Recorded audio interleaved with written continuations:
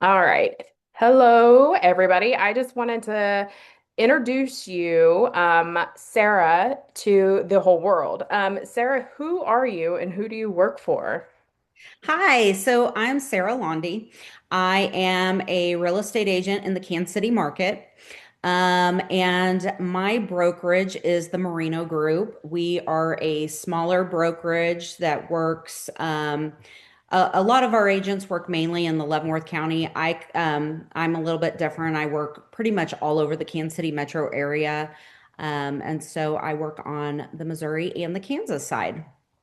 Fantastic. So, with your business, what does it look like? Do you work mostly with sellers or buyers or a little bit mixture of everybody? Like, what do you do? So the way I work is I do a little bit of both. I have right now currently I've got more listings than buyers, but I'm sure you and I will dive in a little bit more on what the market's doing. Yep, we are. This Kansas City market is just it's a hit or miss and it's just so unexpected lately that it's kind of weird. So with the buyers, what are they actually needing for the market? Like what are they needing to get into a home nowadays? What are you seeing? So, unfortunately, a lot of buyers just don't have the funds Hmm. to purchase a home. So, I'm having to have a lot of discussions with buyers that you don't have to have a lot of money to get into a home. And unfortunately, especially in our market, we're still seeing slight appreciation going on. And I know there's other parts of the country that are seeing a decline Yeah, or kind of a stagnated market. And that's not really what's happening here. right. You know, when you've got houses that are priced effectively, we are still seeing some multiple offer situations. Hmm. And so you've got buyers that are concerned. They really would like to buy a home, but they're we're having to have a lot of conversations of what does that look like? Can we still ask for seller credits? Right, And are there programs out there through lenders that are offering up some free money? right. And with you saying that, there's a lot of down payment assistance programs that a lot of Yep. lenders aren't explaining what they are. Yep. And w with that being said, people can go in, especially first-time home buyers, can go in and put down their down payment, but it's technically a second lien that they're Yes. putting on the home. So Yep. you can actually go in and still afford the house. But the only thing is, too, then they're like, okay, well, how do we come up with our closing costs? Yeah. So we can also ask for the sellers to pay for that as well. So there are strategies that we have to put in place, Yep. but it's how can we be tricky enough to be able to sit down and have those conversations and figure out a way to get them in the home, you know? Yep. So Absolutely. yeah, a lot of education I think is very key when it comes to being able to say, just because you make this and your credit score is this and you Mhm. have no funds, like we still can get you in there. Yeah. Absolutely. Probably, like it's there's ways. Yep. So with the seller side, what are you seeing with the sellers about like pricing their homes and their expectations about getting that net proceeds? Like, what are you seeing with them? Are they getting what they're wanting out of their homes? Are we having to price it differently? We are absolutely having to price the houses differently. We still have some sellers that look back at the COVID era Hmm. of pricing and think that that's what they can do. And Hmm. so on the sell side, we have to have these conversations of one, you need to have a realistic expectation going into listing your home. Yeah, Um, I could list my home for $1 million and eventually I can get that. right. It depends on how long do you want your house to sit on the Right. market to get to Right. that point. Yeah. So we have to have those realistic expectations set in place way before we ever list your home. And Correct. so I typically try to have those conversations very quickly. One, so I can kind of see what the seller's expectations are going into it Hmm. and what I need to try to help them adjust and see what the market is doing currently. Yeah, I agree on that one. What do you think that the sellers are doing, as in like making the mistakes, or sometimes not listening to their agent and being able to comprehend like that price point is probably not true and accurate of what you're trying to list it for? Yeah, so absolutely. There are definitely sellers out there that, again, think that their house, because somebody told them they Mhm. could get this much money. Yeah. And I'm looking at comps, which is what an appraiser is going to do, which is what other agents are going to do, and seeing that the price needs to be more down here. Hmm. And you've got to have that realistic expectation. And for me as an agent, if we can't come to some common ground, then maybe I'm not that best agent for you. Right. 'Cause I Right. want to sell your house. Yeah. I want you to be able to accomplish your goals. And unfortunately, if you can't come down to that realistic side of Hmm. Hmm. your house is probably going to sit on the market Yep. for a little bit Yep. longer. Yeah. Are you running into that with the same with the buyers being able to be like, oh, well, I think the house is worth so much and I'm only going to offer so much, and it's like really undercutting or over achieving that number that I honestly haven't. A lot of the buyers I'm seeing coming into the market right now are first-time home buyers. hmm And so they don't really have a baseline um, of what to expect. right. So with buy, which I actually really love working with first-time home buyers because a lot of times they're very coachable. Yes. They really want to learn Hmm. and they don't have any Right. expectation. Right. And so, but unfortunately, a lot of people that have purchased homes in the past, they're just kind of sitting right now and waiting to see what the market's doing because interest rates are higher. Hmm. Um, and everything is so uncertain right Yeah. now. So what I personally have been dealing with has been a lot of first-time home buyers. So do you have a good amount of sit down conversations with those buyers? And what do you present to them? Like, do you have like a guide, or are you just actually like going through like your buyer's agency and like from A to Z expectations, or like how do you sit down with them and kind of guide them through the whole process from the very start, like the Yeah, beginning of it? absolutely. So typically, when you get a first-time home buyer, they don't even know where to look for a lender. Hmm. And so when I get a phone call from a first-time home buyer, typically my very first question is, um, have you talked to a lender? Hmm. I try to guide them. You can use whatever lender you want. Right. Just always recommend, especially with people that are first-time home buyers that are going to need to look into maybe even several different types of loans. Hmm. I always try to recommend you really need to find somebody local Yeah. that understands this market. Hmm.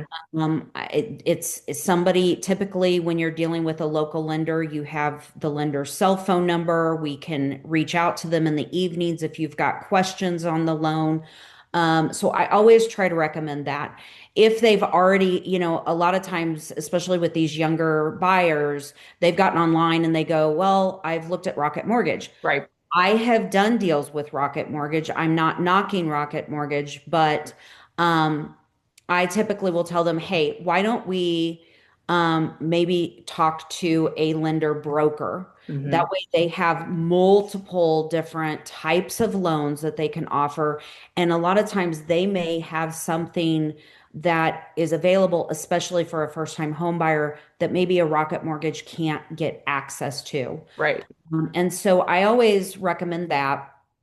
Um, and then we have a conversation of once we get that pre-approval letter and we determine where you guys are at comfortably for your mortgage payment, then we can really zero in on how much we're going to start looking at. Right. And then we start having those conversations with, if they've got an extremely tight budget, and we do know that we need to ask for seller credits, I'm depending on the area that we're looking at, I may not want them to look at houses that hit the market yesterday. Hmm. I may tell them, look, we really need to look at some houses that have sat on the market Hmm. for maybe a week or two, Hmm. because those sellers are going to tend to maybe be a little bit more flexible Hmm. with an offer than somebody that just listed a house yesterday. Right. And because when you're coming in and you're asking for all these different things right up front, not every buyer that has, or not every seller that has listed their house yesterday is really wanting to see those numbers Right. yet. Right. Um, Yeah, I agree because they want to be able to put that money in their pocket, so Absolutely. they're not Yep. gonna be so flexible, like you said. I Yep. think that is a huge key to be able to be very open and transparent about that as well to those buyers. Have you had an issue, or how do you handle an issue with a client, buyer or seller, when things don't go as planned, or you have something fall apart? How do you go about taking care of that? Well, the biggest thing is I don't panic. Yeah.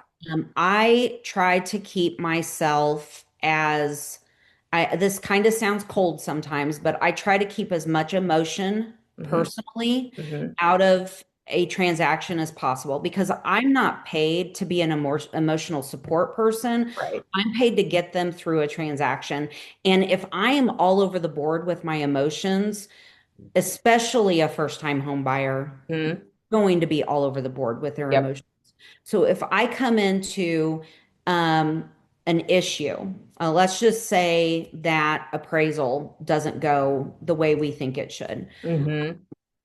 I always come in with the attitude of there's a solution for everything. Right.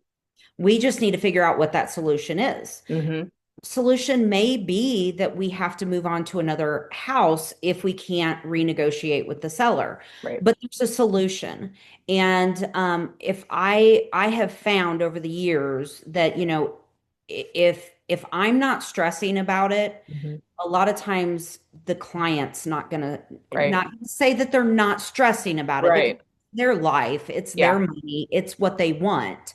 But I'm not adding extra anxiety on Hmm. top of that Right. because I'm the person that's supposed to be the steadfast. Yes. And so I really try to guide them as much as I can without emotion involved.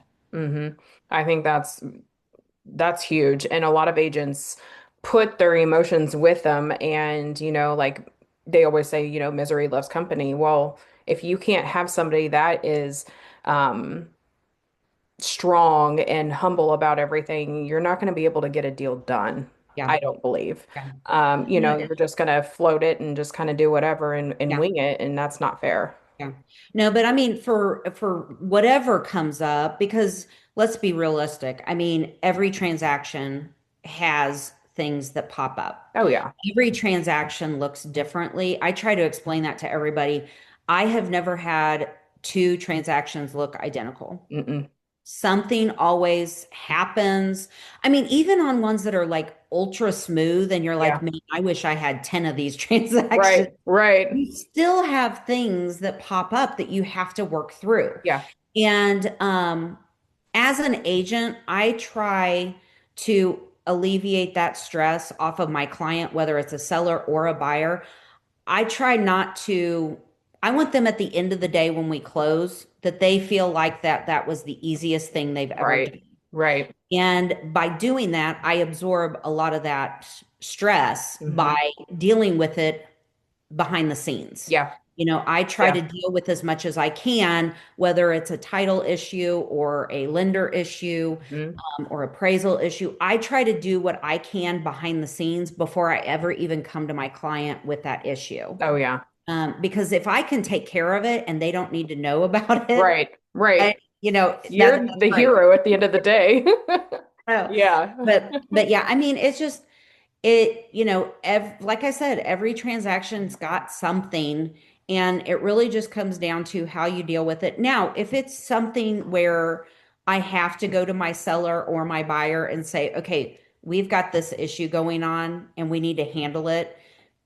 The biggest thing, like I said, if you handle it with there is a solution for everything, Hmm.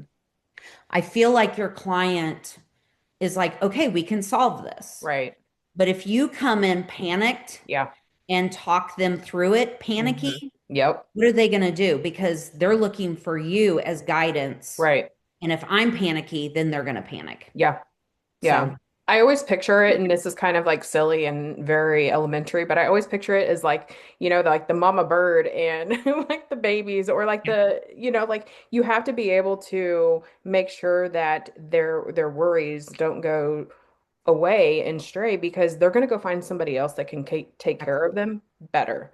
And Well, so you want to be able to try to be that person too. yeah. Yeah, because I look at it like, when I raised my children, I did not tell my children every single bad thing that was going on Right. Right. because they didn't need to know that. They were not in a place that they needed to worry about Mhm. things that necessarily my husband and I Right. were, working through. Yeah. And so it's kind of similar with the transactions. I don't Hmm. need to call my client every single Hmm. time Hmm. some hiccup happens because if I did that, I'd be on the phone with them all the All time. day. Yeah. Yeah. You would There's always never, a your phone would conversation. be glued to your ear. Yeah. That would not be So. no, that would not be pretty at all. So, we can wrap this up with all of the clients that you're wanting to, help out, listing and selling. How can they reach you? Like, how can they find you to be able to get a hold of you and see if you're a good fit with them? So they can look me up on social media if they want to kind of look through properties that I've sold or helped buy. There's reviews on there as well. Hmm. Through Facebook, there's Sarah Laundy, the Merino Group. And then I'm on TikTok. I'm trying to be that social media person. So You're right. I've got it started on that. And that's just Sarah Laundy, the realtor.